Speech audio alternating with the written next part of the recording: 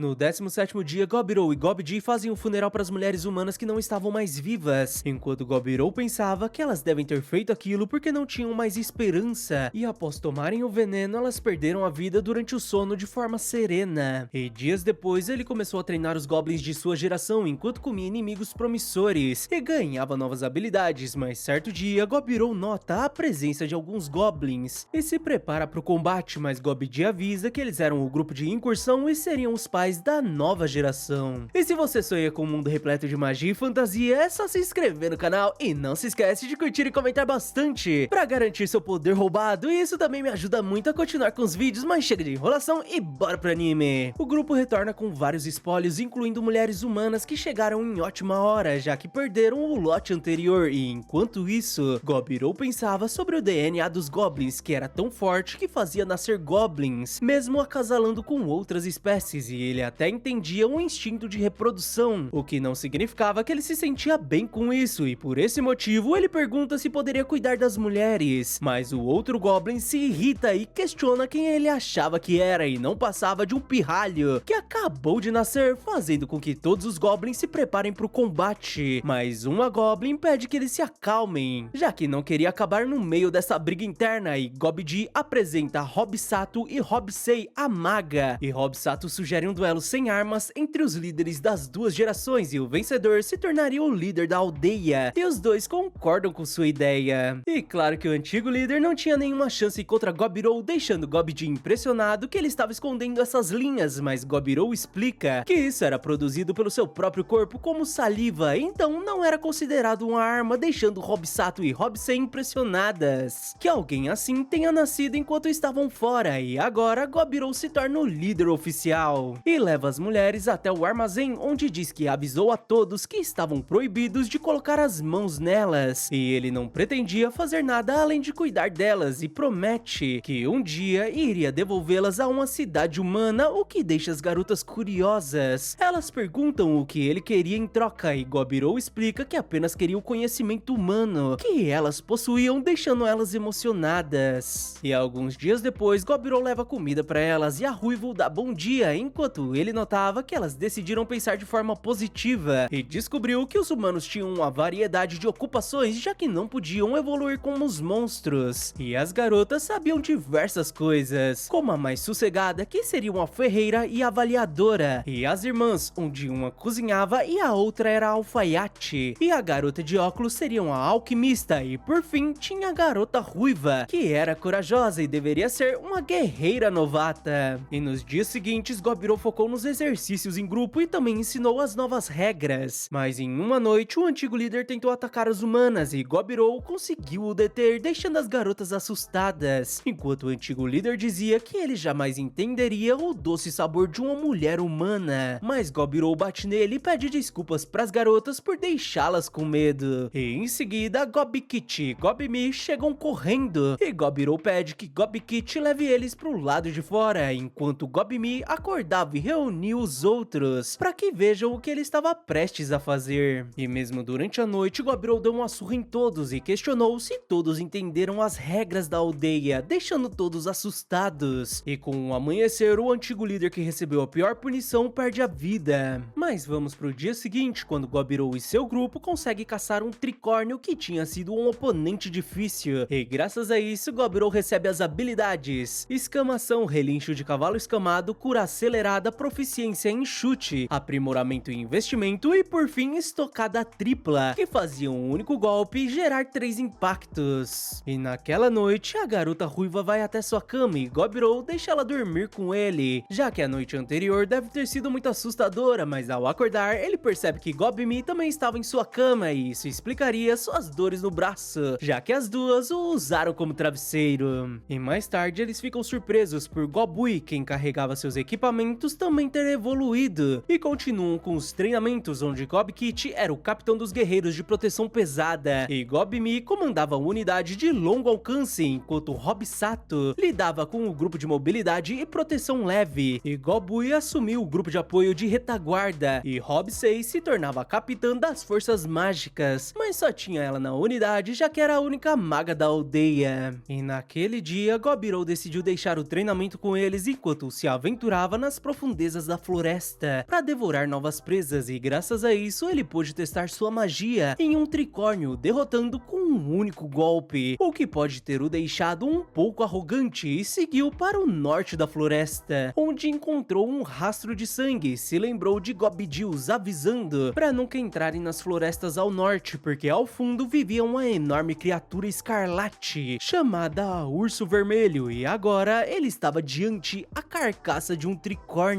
que possuía uma armadura extremamente resistente, mesmo assim estava destruído. E ao olhar para o lado, Gobirou se depara com o Urso Vermelho e admite que qualquer pessoa com bom senso já teria corrido, mas ele estava pensando em um plano para derrotar essa coisa e comê-lo, e até seus instintos estavam incentivando a isto, então ele começa seus ataques com uma magia, mas o urso sacrifica sua pata para defender o feitiço, e Gobirou se pergunta se esse seria seu instinto selvagem, então o urso começa seus ataques, e Gobirou nota que essas garras eram um problema, e a armadura de escamas do tricórnio não iria ajudá-lo em nada, então só restava partir para cima do monstro, e ao acertá-lo com seu machado, ele nota que a resistência do monstro era maior do que ele tinha imaginado, e o monstro volta a atacá-lo, mas Gobirou usa suas teias que eram inúteis, já que o monstro as quebra facilmente. E em seguida, o urso começa a cuspir fogo, deixando Gobirou aflito, porque nunca ouviu falar em um urso capaz de cuspir fogo, e com certeza deveria estar uns 2000 graus, mas ele sabia que deveria estar disposto a levar algum dano para fazer o que estava planejando, então ele volta a chamar a atenção do urso, que prepara a próxima rajada de fogo, enquanto Gobirou dizia que até podia ser resistente por fora, e o urso cospe fogo novamente, mas Gobirou cobre seu corpo com magia de água e pergunta como seria por dentro da boca, e usa sua espada para perfurar a boca da criatura enquanto pensava que tinha acabado, mas o monstro reage e dá uma patada no Goblin, que o manda para longe, mas Gobirou amortece o impacto com magia, e pensa que isso seria um empate, e agora o urso não poderia cuspir fogo novamente, já que sua lâmina estava cravada na boca do monstro, e admite que ele tinha um baita rugido, e a maioria dos seres vivos congelaria ao ouvi-lo, e essa criatura nem ao menos dava um sinal de que iria tombar, enquanto ele perderia a vida se fosse golpeado novamente, já que estava em grande desvantagem, mas Gobirou ainda estava decidido a continuar lutando, porque isso só deixava sua refeição ainda mais saborosa, e parte novamente pro combate, já que queria comê-lo. Ele consegue golpear a criatura, que volta a correr em sua direção, e Gobirou volta a investir contra o monstro, que também o ataca, e Gobirou acaba tendo o braço arrancado. E no outro dia nós vemos o urso derrotado, enquanto sua pata estava cravada no peito de Gobirou, que saiu vitorioso, e com certa dificuldade ele pega a pata do monstro e começa a comê-lo, e ganha as habilidades dano pesado e força avassaladora, mas ele vai ao chão, e antes de desmaiar, uma notificação o avisa sobre os valores de nível terem excedido, e pelas condições especiais terem sido concluídas, ele alcançou o avanço evolutivo para a classe rara ogro, e Gobirou apenas se lembra de ter selecionado sim antes de perder a consciência. E no outro dia, Gobirou acorda com fome, mas ele parecia diferente, e ao comer a cabeça do urso, ele recebe as habilidades Urro do Senhor da Montanha, Olhar de Brilho Ameaçador e Tolerância Total, e ele pensa que deveria pegar a pele do urso e se pergunta se a faca sempre foi tão pequena assim, e acaba percebendo que estava diferente e que tinha evoluído e agora era um ogro. E ao retornar para a vila, todos ficam apavorados ao pensar que seria um ataque de ogros, mas Gobmi pergunta se ele seria Gobirou, e ele confirma, deixando todos surpresos, enquanto Gobmi dava um chute em sua canela porque tinha a deixado preocupada, mas a garota acaba sentindo muita dor, e em seguida começam as perguntas sobre o que seria isso em seu braço, e estavam sem acreditar que ele tinha derrotado o Urso Vermelho, que era capaz de comer até mesmo ogros, e com apenas um mês de vida ele conseguiu derrotar o Senhor das Florestas do Norte e evoluiu para um ogro, e Gobirou apenas pensava que ele tinha conseguido sobreviver e voltou para casa, para esse lugar onde sua segunda vida tinha começado. Finalizando assim o segundo episódio. Muito obrigado quem ficou até aqui, não se esquece daquela mega moral com seu curtido, inscrição e compartilhamento. Valeu e até a próxima!